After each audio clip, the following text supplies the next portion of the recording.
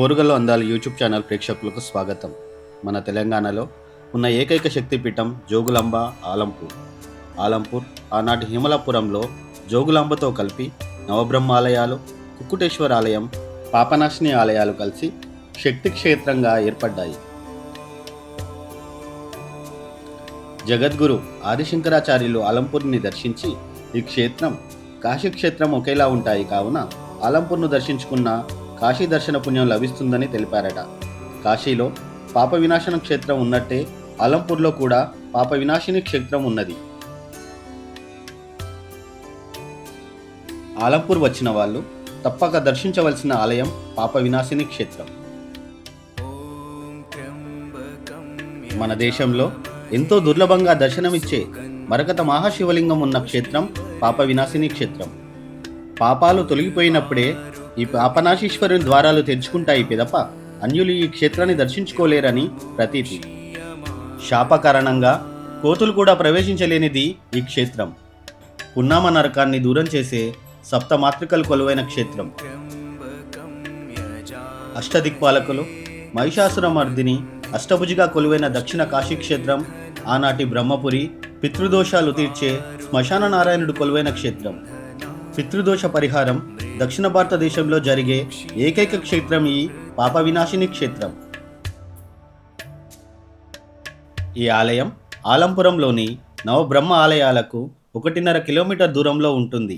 ఈ ఆలయాన్ని 1980లో శ్రీశైలం ముంపు ప్రాంతం నుండి తరలించి ఇక్కడ పునర్నిర్మించారు. ఈ క్షేత్రం 23 ఆలయాల సముదాయం. ఇందులో ప్రధానమైంది పాపనాశీశ్వర ఆలయం. ఈ ఆలయాలు నగర పద్ధతిలో 9 నుంచి 11 శతాబ్దాల నడుమ రాష్ట్రకూటులు, పశ్చిమ చాళుక్యుల ద్వారా నిర్మించబడ్డాయి.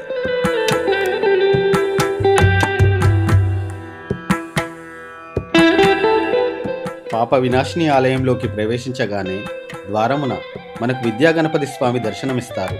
మరోపక్క ఆంజనేయ స్వామి సంజీవని ధరించి నమస్కరించిన వారి దీర్ఘరోగాలు నయం చేస్తూ దీవిస్తారు.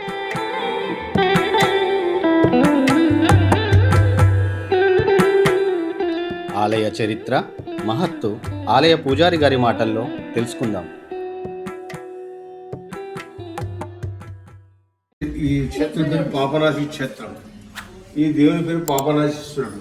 7వ శతాబ్దంలో బాదామి చాళుక్యరాజైన 2వ పులకేశి అనే మహారాజు ఈ స్వామిని మరకతంతో తయారు చేసి బ్రహ్మసూత్రం పెట్టి ప్రతిష్ఠింపజేశాడు. ఈ ఆలయం కట్టించాడు. ఇప్పటికీ 1400 సంవత్సరాల ఈ దేవాలయం కట్టించి తర్వాత ఇక్కడ 18 లింగాలు ఉన్నాయి. ఒక లింగానికి ఒక మహత్వ పెట్టారండి, ఒక లింగానికి ఒక ప్రతిభ పెట్టారు. ఉదాహరణకి ఈ స్వామిని నమస్కారం చేసుకుంటే వచ్చే జన్మలో పాతాళేశ్వరుడు వారి పేరు, వచ్చే జన్మలో భగవత్ భక్తి కలిగిన వారి ఇంట్లో సుసంపన్నుడు ఇంట్లో పుడతామట. నమస్కరిస్తుంటే ఈ పాపనాశీశ్వరుడు తెలిసి ఎన్ని పాపాలు చేసి కూడా నివృత్తి అవుతాయి. పాపనాశీశ్వరుడు వారు సప్తమాతృకలు బ్రాహ్మీ మహేశ్వరి చైవ కౌమారి వైష్ణవి తథా వారాహి చైవచేంద్రాణి చాముండా సప్తమాతర. వారు నమస్కరించుకుంటే భార్యభర్తలు అన్యోన్యంగా చల్లగా నూరిలు వదులుతున్న నమ్మకం అండి. అట్లా వారు ఇక్కడ అమ్మవారు భవానీదేవి మాణిక్య వీణాం పొలాలయంతీం ముదాలసాం మంజుల వాగ్విలాసాం మహేంద్ర నిరధృతి కోమలాంగీం మాతంగ కన్యాం మనసా స్మరామి చతుర్భుజే చంద్రకళాతం సే కుచోనతి కుంకుమరామేశ్వరణి పుణ్యక్షు పాశాంకుశ పుష్పబాణ హస్తే నమస్తే జగదేక మాత. అమ్మవారు జగదేక మాత. అమ్మవారి ఫోటో తీసుకుని ఒకసారి. జగదేక మాత దేవత కృపా కటాక్షిద్ధిరస్తు సమస్త సన్ మంగళాన్ భవంతు. వారి విద్యా గణపతి. ఏ విద్యలో ఉన్న వారికి నమస్కారం చేసుకుంటే దిగ్వినీకృత ప్రయత్నంతో అంటే 200 ఉత్సవంతో ముందుకు వెళ్తారు కనుక ఆ విద్యా గణపతి కూడా నమస్కారం చేసుకోవాలా. ఇక్కడ పాతాళేశ్వరుడు చెప్పారు కదా, వారు వెనుక విష్ణుమూర్తునుడు గదాధరుడు, వారు పిండం పట్టుకున్నాడు. శ్మశాన నారాయణ స్వామి అంటారు. ఎందుకంటారంటే విష్ణు అలంకారం శంకు చక్ర గదా పద్దం ఉండాలి, కానీ ఈ క్షేత్రంలో శంకు చక్ర గదా పిండం ఉంది. అదిను గాక ముళ్ళ గద పట్టుకున్నాడు స్వామి. అలంకారము ఒక భయంకరమైన ఆకారంతో ఉన్నాడు కనుక వారు నమస్కారం చేసుకుంటే మన పితృదేవతలు వైకుంఠ ప్రాప్తి ఇందకుండా వైకుంఠం ఉంటే కూడా విముక్తి చెందుతారని నమ్మకం అండి. ఖచ్చితంగా వారిని కూడా నమస్కారం చేసుకొని మన పితృదేవతను స్మరించుకోండి. తరువాత ద్వారంలో ఆంజనేయ స్వామి వారు దర్శించుకుంటే దీర్ఘరోగాలు అవుతాయి. వారి చేతిలో ఇరవైపు సంజీవులు ఉంటుంది. సంజీవులు తాకి నమస్కారం చేసుకుంటే దీర్ఘరోగాలు అవుతాయి. ఎదురుగా సాక్షి గణపతి మనం నమస్కారం చేసుకుంటే ఎంతో చెట్టు సాక్షి స్వాక్షి గణపతి మనం ప్రధాన ఆలయంలోని పాపనాశీశ్వర స్వామిని దర్శించుకుందాం. 1000 సంవత్సరాలకు పైగా పురాతన బ్రహ్మసూత్ర మరకత శివలింగం ఎంతో మహిమాన్వితమైనది. తన అనుమతి లేనిదే తన భక్తుల దరిచేరవద్దని ఆ యముని సైతం శాసించిన పాపనాశీశ్వరుడు. ఓం పాపనాశీశ్వరాయ నమః.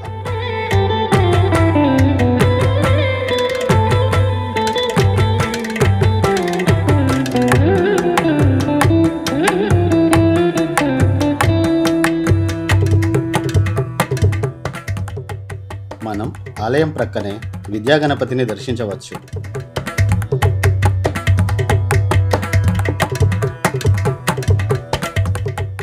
అష్టభుజి రూపంలో ఉన్న భవానీ అమ్మవారిని పూజించుకుందాం.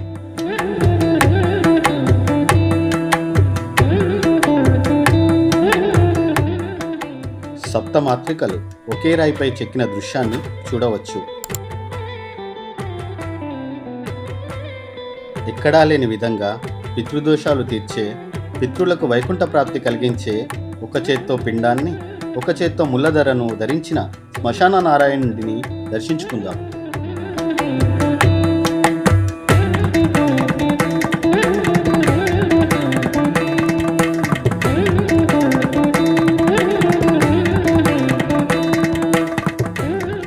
ఈ పాపనాశి క్షేత్రం కాలాముఖ పాశుపత శైవానికి చెందిన ఆలయ సముదాయం.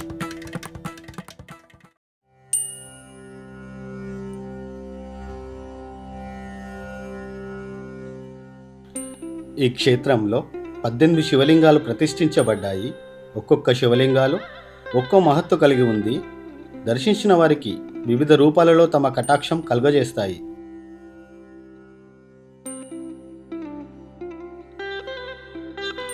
ఈ ఆలయ సముదాయంలో ప్రధానమైనది పాపనాశీశ్వర ఆలయం. ఇది చతురస్రాకార ప్రణాళిక కలిగి, వంశాన బృహత్ ఆకారం కలిగి, బ్రహ్మాచండ శిఖరం కలిగి ఉంటుంది.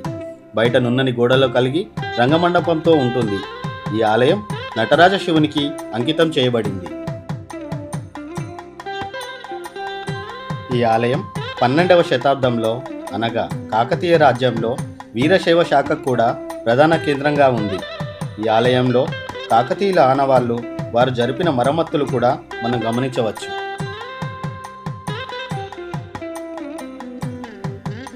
ఈ పాపనాశీశ్వర ఆలయానికి ఒక రంగమండపము, అంతరాలము మరియు గర్భగృహం ప్రధాన భాగాలుగా ఉన్నాయి. ఈ దేవాలయం ఎత్తు నిర్మాణంలో మాచబండ అధిష్టానము, కుడ్మయి, గర్భగుడిపై నున్న విమాన అంతస్తులు నిలువుగా పేర్చినట్లుగా వాటి యొక్క అంచుల వరుస మనకు గోచరిస్తుంది. మరియు చతురస్రాకార శిఖరము దీని ముఖ్య లక్షణాలు. ఈ ఆలయాన్ని శ్రీశైలం హైడ్రల్ పవర్ ప్రాజెక్టు మునుక ప్రదేశం నుండి తెచ్చి యథాతథంగా ఇక్కడ 1980లో పునః ప్రతిష్ఠించడం ఆర్కియాలజీ వారి ఘనత అని మనం చెప్పుకోవచ్చు. వారు ఇలాంటి పురాతన ఆలయాన్ని నీటి గర్భంలో ఉండిపోకుండా భావితరాల సందర్శన కోసం తీసుకున్న చర్యలు గర్హనీయం.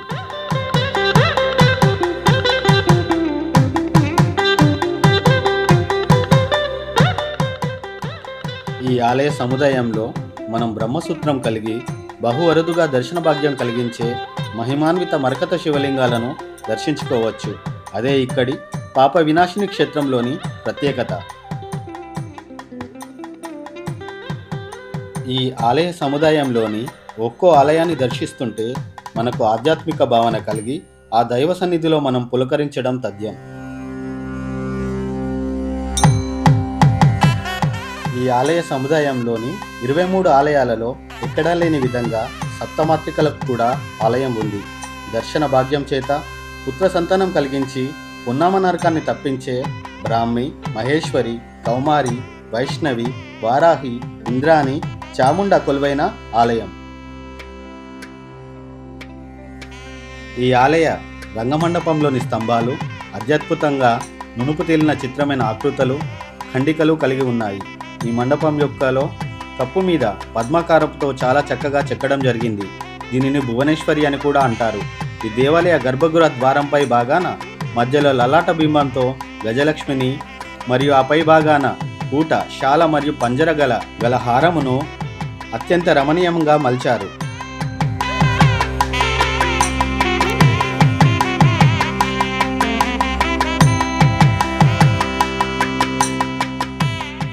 ఈ దేవాలయ ముఖమండపం వద్ద చంద్రశిల మీద శంఖమును మరియు పద్మమును ఎంతో అందముగా చెక్కడం గమనార్హం. ఈ దేవాలయ స్తంభాలు క్రీస్తు శకం 10వ శతాబ్దం నాటి శాసనాలను కలిగి ఉండటం విశేషంగా చెప్పవచ్చు. ఒక త్రికూట దేవాలయము శాలాకార మరియు ఫాంసానా శైలి గల ఎత్తైన విమానమును కలిగి ఉంది. ద్వికూట విమానము గల వేరొక దేవాలయ సముదాయము, ఒకే రంగమండపం తూర్పున ఒక దేవాలయము మరియు పశ్చిమమున ఒక దేవాలయము రెండూను ఆమ్ల కషికరము కలిగి ఉండటం గమనించదగ్గ విషయం. ఆ దేవాలయ గర్భగుడి యొక్క ద్వారబంధాలు లతపత్ర, అర్ధరత్న మరియు పత్రశాఖలతో చాలా అందముగాను మరియు అమితంగాను మలిచారు. గర్భగృహంనకు ఇరువైపులా ఉద్యస్తంభాలపై గజలక్ష్మి, నంది మరియు మహాకాళీల యొక్క నిలువెత్తు పరిమాణంలో చాలా అద్భుతంగా మలచడమే కాకుండా ఇతర నిర్మాణ భాగాలతో సమన్వయం చేయగలిగారు. ప్రత్యేకముగా చెప్పుకోదగ్గ విషయమేమంటే ఆ రంగమండపం యొక్క లోకప్పుపై అష్టదిక్పాలకులు, నటరాజ, దశావతార మరియు కళ్యాణ సుందరుడు మొదలగు శిల్పాలను ఎంతో కళాత్మకంగా మలిచారు. మనం స్తంభాలపై పురాణైతిహాసిక సన్నివేశాలు, సాగరమదనం దృశ్యం మొదలగునవి అనేకం చూడవచ్చు. వాయిద్యాలు వాయించే స్త్రీ రూపాలు అంగుష్ట మాత్ర పరిమాణంలో అద్భుతంగా మలిచారు. ఇక్కడి దేవాలయ సమూహాలలో శాల శిఖరము, గజప్నష్టాకారపు శిఖరము మరియు వల్లభి శిఖరములు గల దేవాలయములు చాలా ప్రాముఖ్యమైనవి. ఆ విధముగా పాపనాశి దేవాలయ సమూహాలు అనేక విశిష్టమైన వాస్తుశిల్ప రీతులను ప్రదర్శిస్తున్నాయనడంలో ఏమాత్రం సందేహం లేదు.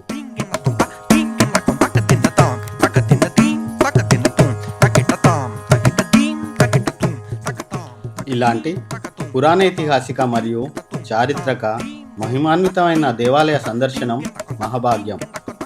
కావున భక్తులు, ప్రజలు దర్శించి ఆ దేవుని కృపను పొంది ఆనాటి రాజుల కళాత్మకతను దర్శించవలసిందిగా మా మనవి. మరెన్నో పురాతన ఆలయాల సందర్శన కోసం మా ఓర్గల్లు అందాలు ఛానల్ను ఆదరించగలరు. Please like, share and subscribe.